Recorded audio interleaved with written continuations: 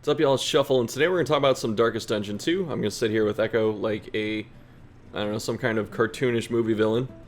But yeah, so I'm going to talk about some teams that I'm probably going to try first in DD2, so if you have your own ideas for teams you want to try first, leave them down below. Then do all the other YouTube stuff like liking the video, commenting, I guess, with other stuff that aren't the teams you want to use, the description box for all the links, all that stuff. So thanks to everyone that does that. But I'm going to talk about the teams I want to use first, and I'm going to talk about why I want to use them. So this is kind of going to be kind of like a podcast type of discussion. So there's me stuff in the background, but nothing insane. What's up, dude? Echo. Anyway, so let me put you down, because I feel like I'm going to get distracted. Everyone's going to be like, you're talking to your cat the whole time and not the viewer. Alright, bye. Okay, so for the first team I want to try, got my notes as always. I want to try Grave Robber, Runaway, Occultist, and Leper. So the reason I want to run this team is because I do like Grave Robber a lot, and I want to try Runaway, so putting them together is fine and dandy. And I think that Runaway has a... I thought she had something that heals blind, which is another reason I wanted to try it. Blind's enemies, but do they say blind in here? Because I thought if she could blind... It's probably like right in front of me. I just don't... Go figure, I don't see it. But, okay, I guess there's two. I thought that they mentioned that she could cure status or cure blind or something like that, so I thought that her and Leper together would be really good, because something that's going to happen with Leper is, since there's no accuracy in the game, they need to balance someone that hits as hard as he does with something. They decide to go with a way to mitigate his accuracy by blinding him when he uses certain attacks. So if that is going to be a mechanic, then anyone that can cure blind is going to be Leper's best friend. And so I think that way you get to use someone who's fun, like Leper, and then you get to use the new character, and they have some synergy there. And then you get a Cultist, where he looks like he still has weird reconstruction on the bar. I can't remember what photograph it was in, but I'm not going to try and go searching too long. But yeah, if he has, if he has heal from anywhere like he did in the first game, then we have a pretty decent team for mobility. We have Runaway and Grave Robber. Both these characters assumedly can move. We know that Runaway can, so she can move around the field, and then if Grave Robber can do the same thing, then we have a dance team, and we have a Cultist who doesn't care about getting moved out of position if he plays like DD1, and then we have Leper up there, so if something happens and he gets knocked back, at least the whole team can move around and push him back up to the front. So that sounded pretty fun. Like I said, we get to try a new character.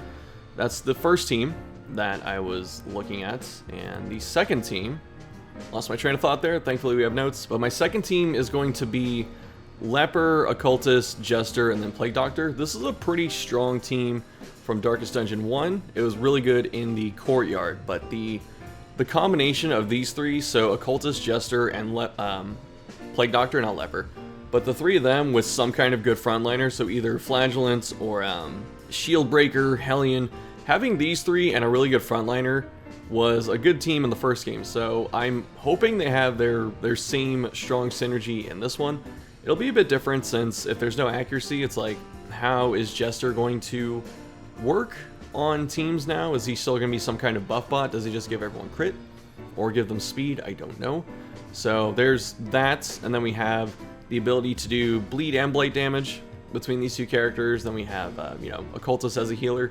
And then it sounds like they want Plague Doctor to be a healer in this game too, so you get two healers on a team, plus a support, and then like a heavy damage dealer and Leper if you want to go that way.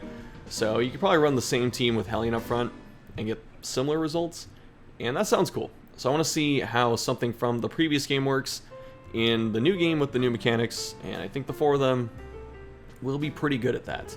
And since stuns are making a return, if these characters, Occultist and Plague Doctor, have access to stuns again, it should keep this team pretty safe, especially if it's very light on healing. So if healing is a premium type of thing in the next game like they've alluded to, then that makes stuns even better, or like more desirable than they were before.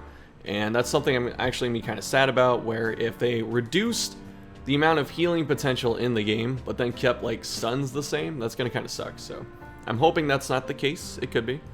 But if this trio operates anything like it did in the previous game, then you could probably throw anyone up front and it's going to do okay. So that is the second team. And then the third team. Okay, third team, I don't remember off the top, so I do have to read it. So we have Runaway, and then we have Highwayman, Man-at-Arms, and then Hellion. So these three, plus, actually these four, right? Because this is Runaway now. So it's going to be these four, and I look back at this and I just laugh now because it says unknown. What role will the mysterious newcomer fill? My guess is another heavy frontliner. Ah yes, a heavy frontliner. She's totally a heavy frontliner, right? Like, with all that armor, and that heavy damage, and all that muscle mass, like, yes, totally. Totally a heavy frontliner. Gosh, game journalism is so funny, but that's besides the point. So, with those four, like I said, I wanted a team that used the three characters I didn't really have an interest in. I don't have any strong interest in playing Man-at-Arms, Hellion, or Highwayman this time around. The characters I'm most excited to play are Grave Robber and Runaway. So the other ones, I like Plague Doctor a lot from the first game. The Cultist is one of my favorites too. So those are kind of the four characters I'm gravitating towards, but I can't run all four of them on a team. It feels like maybe I can, but they're not like in the three at the top. So Grave Robber, Cultist, and Plague Doctor. These are just, you know, squishy characters. These two are supports as a damage dealer. And if we have Runaway, she looks like she might be kind of squishy too. So who knows if those four can work together? They probably can. But since I'm focusing on like these characters and Runaway, I figured I need to do something with these three, so I'm going to run these three together, just get it all out of the way, and try the characters I'm not that excited about. Hellion is probably still going to be a damage monster that can just eviscerate anything that she chooses to. Highwayman is probably going to be another damage monster, and then if we still have Riposte with Man-at-Arms and Highwayman, that's going to be pretty fun. So we have Runaway as a healer, then we have stun potential from like two of these characters. If we decided to run Plague Doctor, sorry about that, Echo was being a scamp and playing with the toy when he shouldn't have been because I'm recording. But like I was saying before, if Plague Doctor operates the same way that she did in the first game with stuns and support and stuff like that, then it should be able to keep most teams alive pretty simply. And there might be some fun stuff with Man-at-Arms. Maybe he's got some good support stuff besides, you know, Defender. So if he has some cool buffs, that'll be fun to use alongside two just high damage characters. And then we have, like, you know, control for the other stuff. I think it'll be okay. Just by the rest of the list, I think that looking at Grave Robber, Highwayman, and it was this Runaway, I think the three of these will have some pretty good synergy. You don't have to run all three, but like a pair of them would be good just because they're mobile. And then Runaway being a healer is going to be pretty interesting. I really think Runaway is just going to be busted. When she comes out, she's probably going to be one of the strongest characters until like the first patch or something, because she's the new character. They're giving her a bunch of stuff. She has the new damage over time effect. She can dance. She can heal and just do a lot of stuff. So unless she's made of like 5 HP and just goes down in one hit, I think she's going to be a pretty strong character. So you're probably going to see her on a lot of early teams. It's not just the fact that people want to play her, but I think that people are just me putting her in teams because she's probably going to be that strong. And I'd like to see Hellion. We haven't seen Hellion yet at all in-game. We have not seen a single picture of an in-game Hellion yet that I can remember. So what does this character do besides damage? I don't know. But that's it for this one. Short and sweet video. I just wanted to talk about DD2 because we haven't talked about it for a minute.